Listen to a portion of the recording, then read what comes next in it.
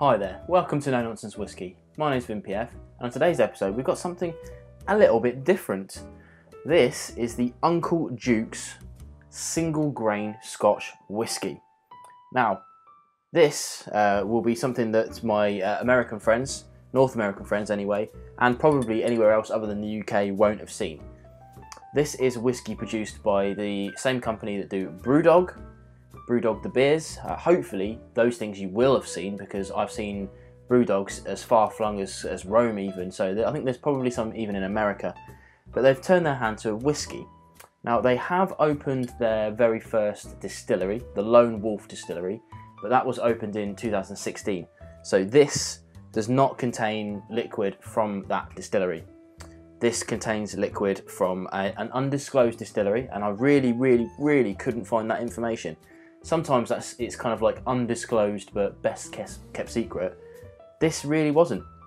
But the idea behind this strange little beast is that it says on the front, aged in American virgin oak. So what they're trying to do is produce a Scotch that wants to be a bourbon. And they put it all over their marketing. I'm not going to go into what it says on the bottle, but all over the marketing it's all about being, sticking it to the man and non-conformist and all that sort of nonsense. Unfortunately, in my research, I found out that it's actually only really finished in American virgin oak. In fact, it's aged 3 years in ex-bourbon barrels and then transferred to virgin oak for its final year.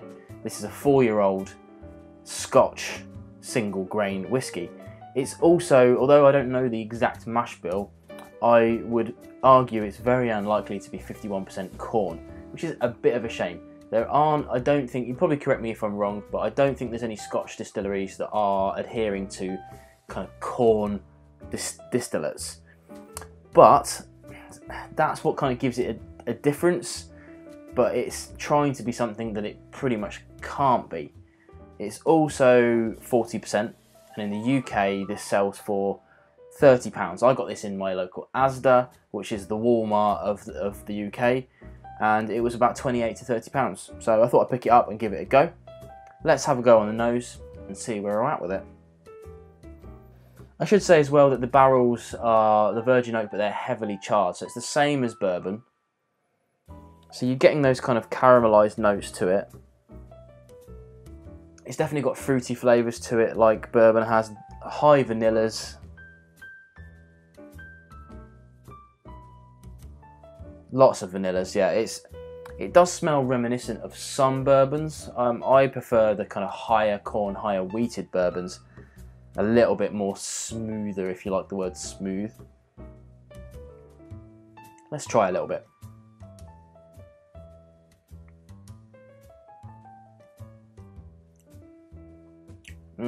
Okay, so for me it's got quite a lot of young, harsh grain to it. I'm a big advocate of single grain, but heavily aged single grain. I think that once grain gets past 20 years in a barrel, something magical happens and it turns into this really like mellow, creamy liquid. But single grain in Scotland tends to be used for bulk, for blends. So a good example of something that doesn't do that is like Hate Club, which I have done a video of. I'll stick that just up there. But it really isn't good at 4 years. This is better than that and cheaper than that, I'll give it that. But if you're going to age something for 4 years and not do it exclusively in virgin oak, you're going to do it in ex-bourbon first. So you're already losing that initial flavour profile from the bourbons. But on top of that, we've got our climate in the UK. Kentucky, a lot hotter in the day, a lot colder in the night. It's more stable here, especially in Scotland.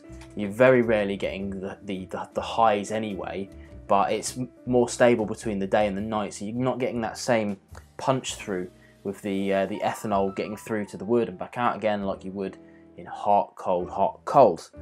So in 4 years, they're not able to produce the same flavour profiles that bourbon could in maybe even 2. 4-year-old bourbon is pretty good, and the older it gets, I think you can overage bourbon for sure. Like, you don't tend to see really, really old bourbon, but sort of 10 years is fine. You know, it's perfect amount. Scotch tends to be 12 years is like the bare minimum. You know, sometimes you'll get like 8 or 10 single malts and things like that, and they're okay, and some of them are brilliant. In fact, 12 seems to be a kind of a good starting point to get those out into the market. So although it's an acceptable dram for sure, this Uncle Jukes, I think they've fallen short on their idea a little bit. They're trying to maybe appeal to bourbon drinkers in the UK, but bourbon drinkers in the UK won't like it, and Scotch drinkers in the UK won't like it, because it doesn't tick the right boxes for them.